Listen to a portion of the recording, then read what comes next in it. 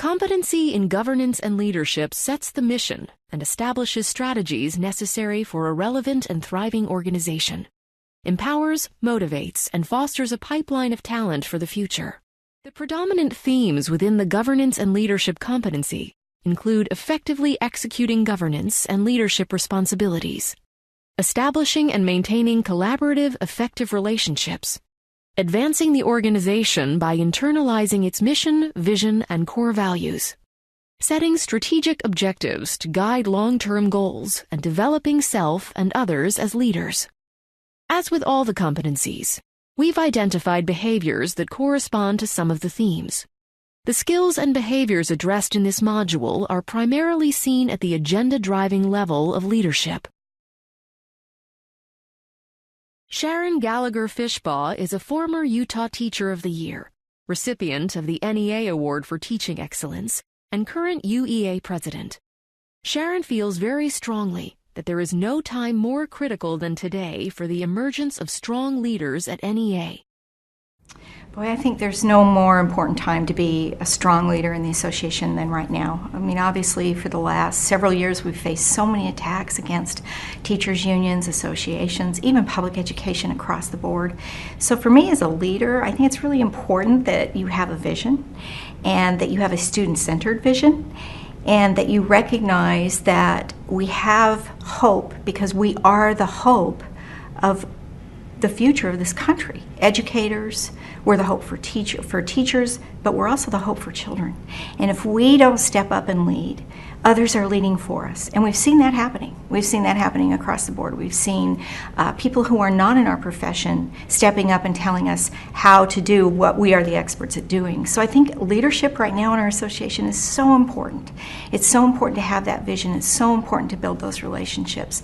Critical that we have great, outstanding educators as leaders in this association. She talks not just about developing herself as a leader, but the importance of growing new leaders in the association.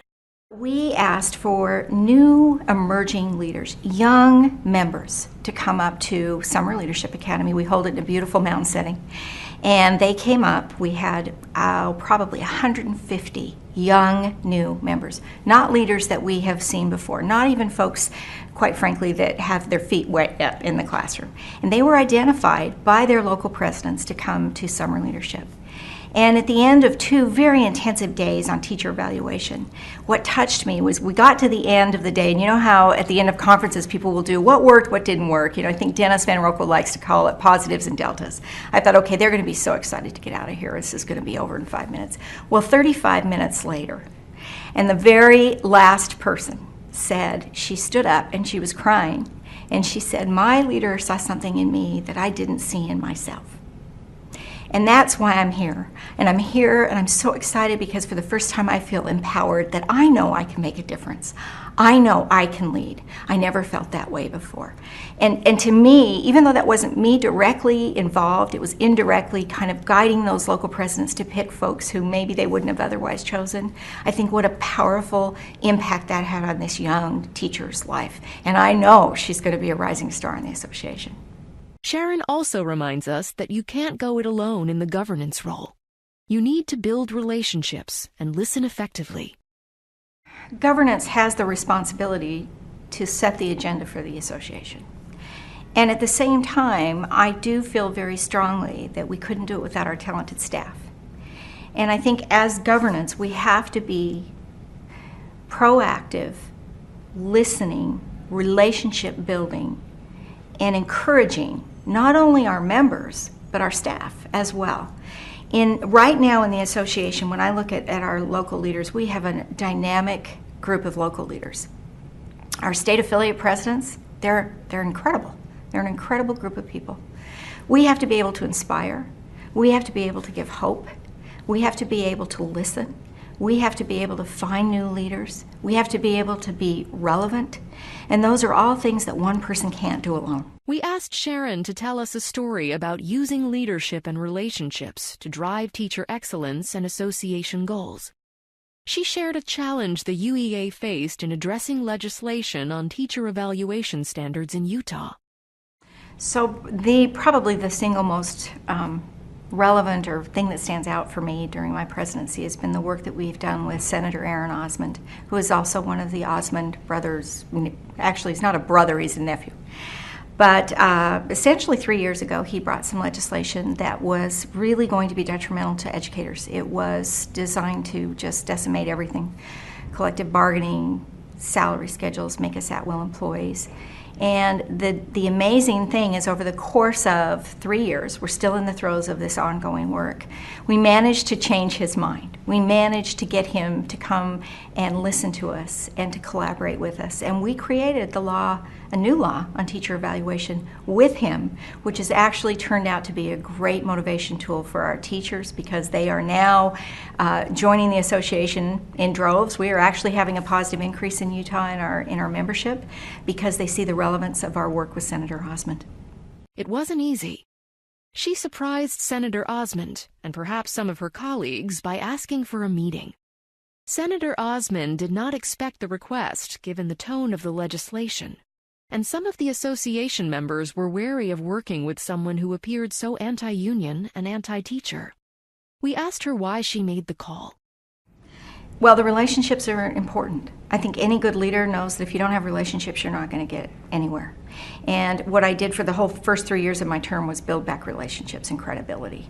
And that's what I was trying to do with him, was recognize that we probably weren't going to see eye to eye on everything. I knew that. I knew that going in. But if there was some way that I could get him to know me for the teacher that I am, not only the president, but the teacher that I am, and what I did in the classroom, and that children were important and my students were important, that maybe he would be able to acquiesce on a few things. And so we had a great conversation, talked more about our lives personally, a lot of, tell me about your children, tell me about your family, he as well. And then we got into his legislation, and I said, well, tell me first. I listened. And that's hard, right? Because the first thing you want to do is tell them all what's wrong with it. My big question to him was, why do you want to do it?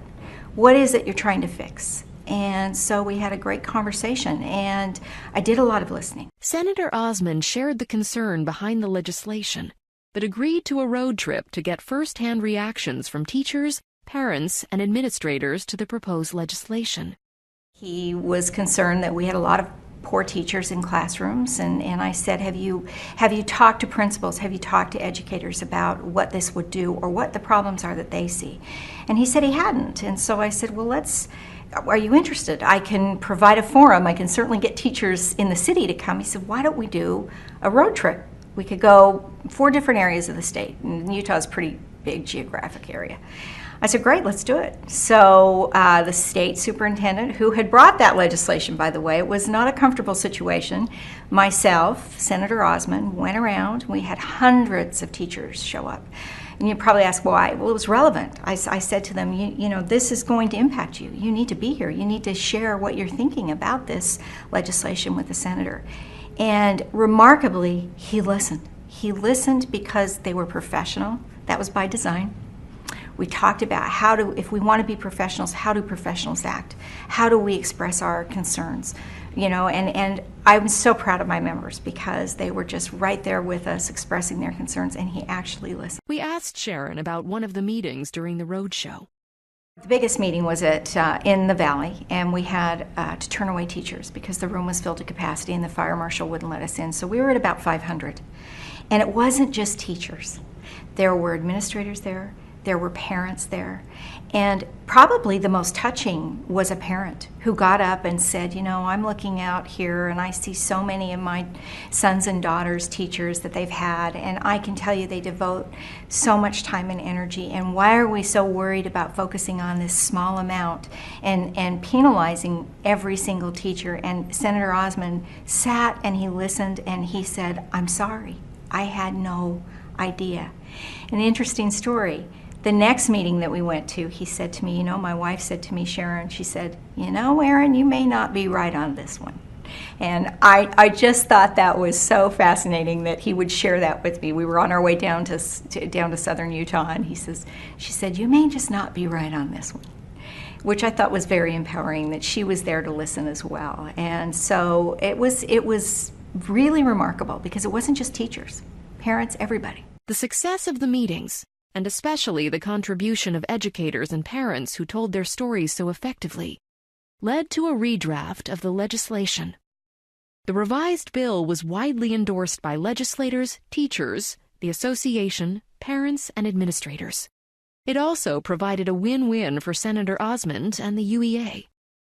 And he got more press in Utah about engaging the constituents that he was trying to legislate for than he did really over the law itself. There was more press regarding, I can't believe he actually did what most of our statesmen should be doing, which is going out and listening to their constituents. He actually did that.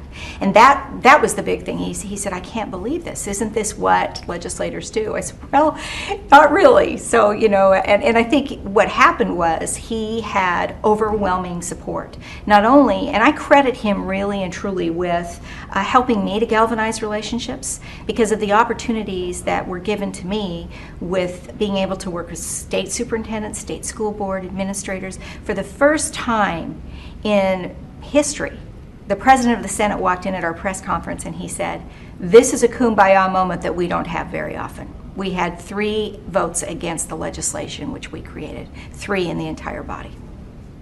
Chris Lloyd is the vice president of the Montgomery County Education Association in Montgomery County, Maryland. I think the most powerful and influential leadership is relational. It is not positional. In a classroom, if any of us who have taught seniors in high school know the following. If I have a positional influence of leadership in my classroom, that works till about December. After December, the why do we have to do this because I said so line doesn't work anymore. You've lost all power. But if you have a relational influence with children, that works all the way past graduation. That works. That's what gets kids back in your room to, oh, let me help you out with that. I'm home from college on my break. Let me help you out in your classroom. That's what drives that. Same thing applies with association leadership. If it's positional, then you're relying upon the hammer. I'm elected. You should listen to me. I'm the vice president of this association. Versus relational, which is build the vision, enunciate the vision, rally people around the vision, build the systems that allow people that authentic voice and give them the influence. And it's at that point, relational, that people will then listen and follow and look to you for that level of influence. As you can see, the experiences reflect a variety of themes and associated behaviors at different levels. You also saw other competency domains at play within this segment, like communications and advocacy and organizing. Now that you've learned about the governance and leadership competency, its meaning, and the behaviors associated with it, consider the story relayed by Sharon where she had to galvanize both internal and external support in order to address a very difficult set of policies. What kind of groundwork needed to be laid in order to make such a bold move? If NEA were to interview you, what example would you give?